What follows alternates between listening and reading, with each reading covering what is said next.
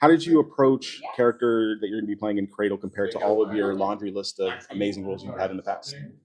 You always approach everything together because it's collaborative character performance. You take in the material and you get to see the imagery, and then you guys agree on, okay, well, this guy would sound like this, right? And you work together. It's not like, some movie star in a movie. Oh, no, I want to say this. You change the script. Oh yeah, first. I mean, same. It's collaborative. How did I approach this different from anything? I don't know that it is very different.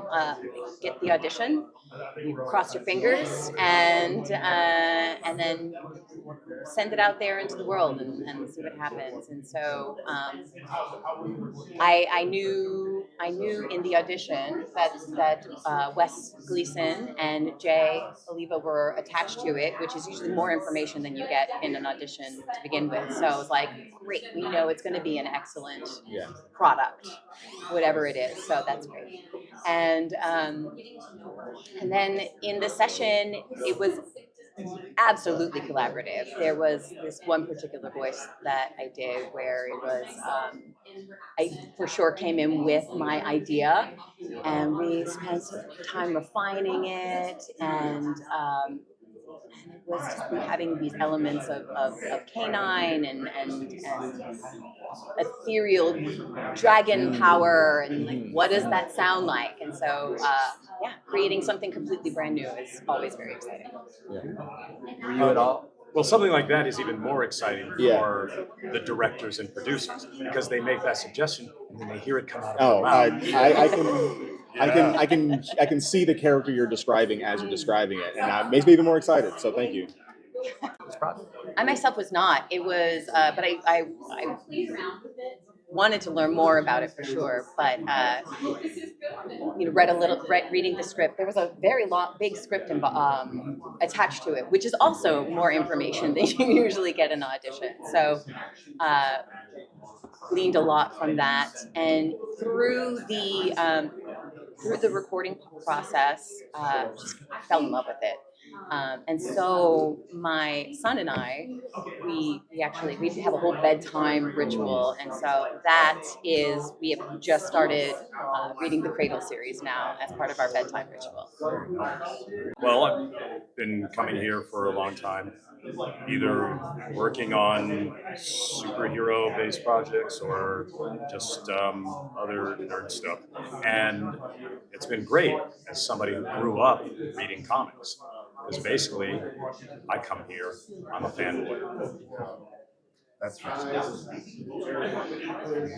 For me, it's completely brand new. In fact, this is my absolute first Comic-Con ever.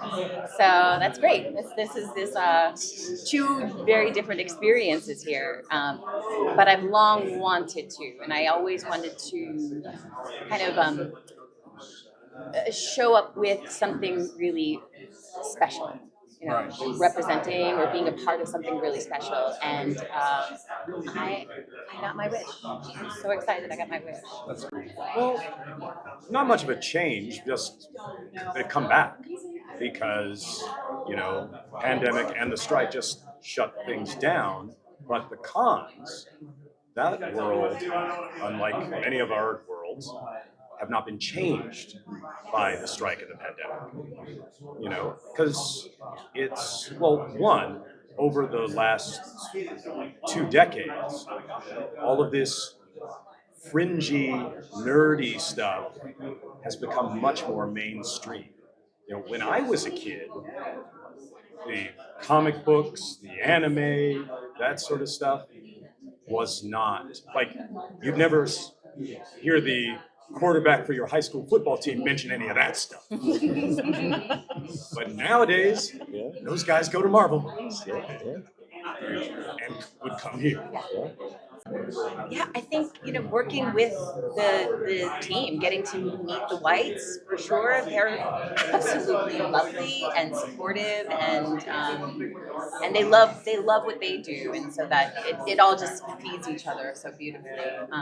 And getting to meet Phil LaMarr for sure as well. Yeah, no, it's been amazing. It sort of feels like oh my God, I bet this is what Daniel Radcliffe felt like in that first movie. Okay. Because you're stepping into an incredible world that somebody created. Like, oh, now we get to be part of it.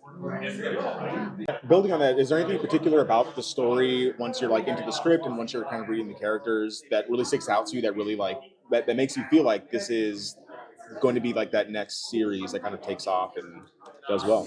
Well, this has more about soul than a lot of the old fantasies.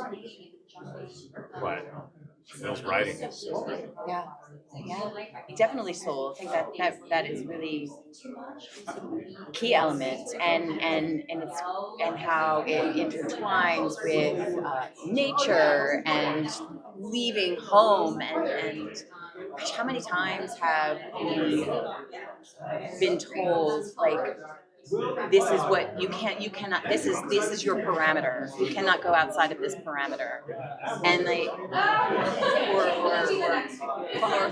the idea that, like, you aren't born into the place where you belong, and you have to step outside into the absolute unknown, and maybe still never find it, but maybe you will. Okay, gosh. Which cartoons? I have the lineup. I mean, Smurfs was huge. I remember my sister would do this thing where she'd run into my room, she goes, Morla, wake up, it's cartoon day. And then we run down, and we weren't allowed sugary sweets, sugary cereals, except when I went to my grandmother's, we did. And I remember Rainbow Bright cereal, and it was like, oh, the best. And we definitely watch Smurfs. Smurfs is the first one that comes to mind for sure. tons of cartoons. I was all about Bugs Bunny, Scooby-Doo, all of that stuff, you know. Years later, to work alongside people from those cartoons is such a blessing. Yeah, well, I mean, the voice world has expanded so much so than when we were kids. When we were little, it was just Saturday mornings, and then there was like 10 for a couple of hours, then the golf would be on TV. Oh, I gotta get out of here. And your parents would never be in the room when the cartoons were on. Right. But also from an industry standpoint, there were 9 guys and 1 woman creating everybody's childhood. Yeah. Well, actually, I don't even know if it was 9. It might have been 6. You know, because Mel and Dawes Butler all did hundreds of voices. But after cable came in, and Nickelodeon had 24 hours of animation and children's programming, it became more of a career. You could actually, more than 6 guys could make a living. Yeah. And even since then, everything has expanded. The level of quality. I feel like in the 90s with Batman the Animated Series was the first time people in our culture began to consider animation art. And so you got things more, and then you had the Fox primetime animation, and grown-ups started watching cartoons again. I've been watching cartoons since I was 6, but this Homer guy's hilarious. But also you're getting a much wider perspective, in terms of different kinds of storytelling, characters, and so there's a lot more opportunities for a lot more of us. It's not just one woman. Yeah, I think so. Although June Foray was amazing. Yeah. It's interesting you talk about watching the parents not being in the room. And that's so true. Like, I don't even think about that. But yeah. Even if somebody as young as you? Yeah, maybe older than you think. But I can't imagine. Like, that's what we do. Like, that's that's what my son and I we do together. Like we just finished watching the regular show, and now we are rewatching We Bare Bears, and and just things like Sarah and Duck and Hilda. These having those things create conversations, and it's such a huge part of our connecting that it's funny to think it's like that's true. I never watched a single cartoon with my folks. Huh. Can you tell us a little bit about what drew you to the Cradle series and what can we expect from you? So I am playing Yeren, and I am so excited for everyone to see the project and to experience her.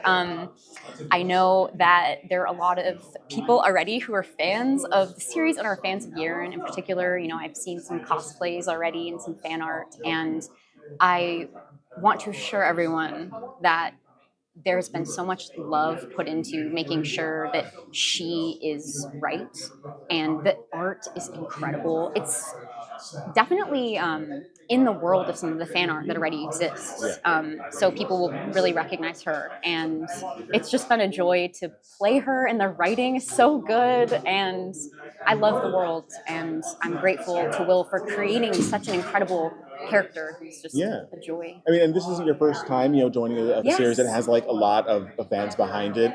As Baru, thank you so much for showing people how cool she could be. What's it like to interact with this fandom that has such like a big thing where it's funding through a Kickstarter? So how's that experience been to being on a super big project to one that's very, very big, but in a very kind of niche way? Great question. I think it shows the power of this series and the power of the plot and the characters, because they raised this money like through the ground up, which is so impressive, and it shows the love, and definitely makes me feel a little bit more pressure in some ways, because I'm like, okay, people really want it to be good and they really believe in it, and I want to deliver that. But it also makes me feel like I'm a part of something. This is my first big project that I've done for voiceover, and it feels like I'm able to grow with the project, which is really exciting. Great, thank you. Yeah. One of the moments that really stood out to me when we were doing the recording was when Yeren re-encounters her master, and there's this emotional moment where she's like, do you recognize me? Do you remember me? And I think it shows so much vulnerability for her, which is everything, because you don't really see her be vulnerable that much. She has such a facade of hardness and toughness, and then the humor, and to see her let down that guard and be almost like a child in that moment, because she doesn't have a family, and her master was like her family, and just she's lost him too, but having that moment where she's like, oh, that just really meant a lot to me recording it. I will be completely honest with you guys, I have not read the books yet. I am wanting to, and I am hoping to. When I got the audition, whenever I get auditions for things, I try to not look anything up, because I want to come to it fresh. I want to come to it with what I bring from my brain and my spirit from the page. When I found out I booked it, I realized, oh my gosh, there's a lot of source material, and there's also a lot of fans, and there's so much, like I said, art, cosplay already out there. And I definitely combed through a lot of that and read the script through, 2-3 times to make sure that I was understanding everything as best possible. And I have gone forward a little bit, and I know what happens to Yeren, but I try not to bring that into this recording too much, because I don't want to play the end at the beginning. But I am hoping, maybe even on my drive back to LA, to start the audiobook of the series. I've heard it's just incredible. I like to watch Scooby-Doo and Pokemon, and my favorite cereal was probably Captain Crunch. I would say now, probably Raisin Bran. As a kid, you're like, who likes that? But then as an adult, you're like, this is actually pretty good.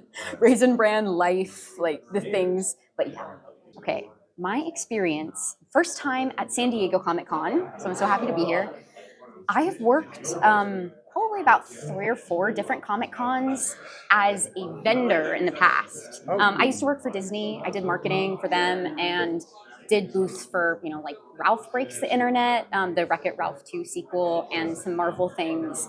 And so I am I did LA Comic Con in Long Beach, very well acquainted with how these things work on the technical side. But this is my first time being, an actor here, talent.